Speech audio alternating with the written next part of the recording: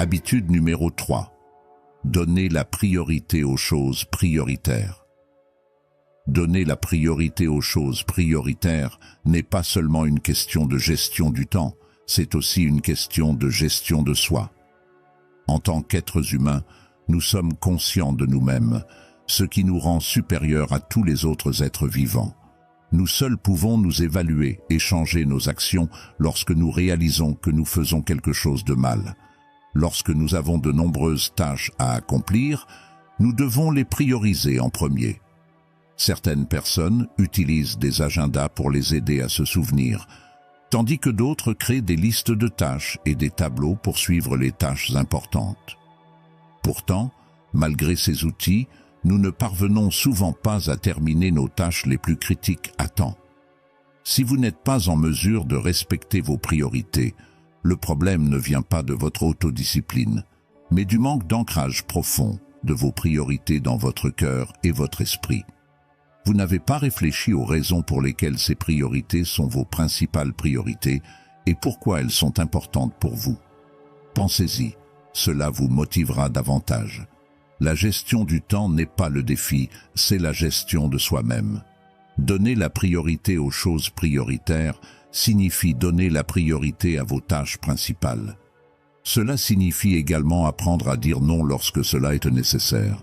Lorsque vous avez beaucoup de tâches à accomplir, dites non à celles qui ne font pas partie de vos priorités. Par exemple, Sandra a été invitée à devenir présidente d'un projet communautaire. Elle avait déjà des tâches importantes à accomplir, mais elle s'est sentie obligée de dire oui. Sandra a alors demandé à sa voisine Connie si elle souhaitait se joindre au projet. Connie a répondu « Sandra, ce projet semble passionnant, mais pour certaines raisons, je ne pourrai pas y participer. J'apprécie vraiment votre invitation. » Sandra a réalisé qu'elle aurait dû faire la même chose que Connie. Elle aurait pu dire poliment non lorsqu'on lui a demandé de devenir présidente. Bien que le projet soit bon pour la communauté, Connie connaissait ses principales priorités et a décliné. Elle avait d'autres tâches importantes à accomplir et a eu le courage de dire poliment non. Si vous planifiez bien vos priorités dans votre cœur et votre esprit, il sera plus facile de dire non à d'autres choses. Vous accomplirez vos tâches importantes, à temps, avec facilité. Plus que l'autodiscipline, avoir la volonté de s'attaquer d'abord aux tâches les plus critiques est essentiel.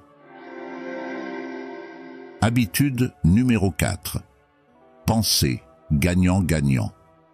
Pensez que le gagnant-gagnant est une solution qui profite à la fois à vous et aux personnes avec lesquelles vous interagissez. Chaque fois que vous avez un problème avec votre famille ou vos collègues, vous devez trouver une solution qui soit bénéfique pour tout le monde. Le gagnant-gagnant est la meilleure solution, car si une personne gagne et l'autre perd, cela ne mènera pas à une relation durable et solide. Imaginez que vous avez un désaccord avec un collègue. Vous devez discuter ouvertement du problème et trouver une solution qui fonctionne pour vous deux. Cependant, ne laissez pas votre collègue vous dominer, ni ne devez le dominer. Votre relation doit être équilibrée.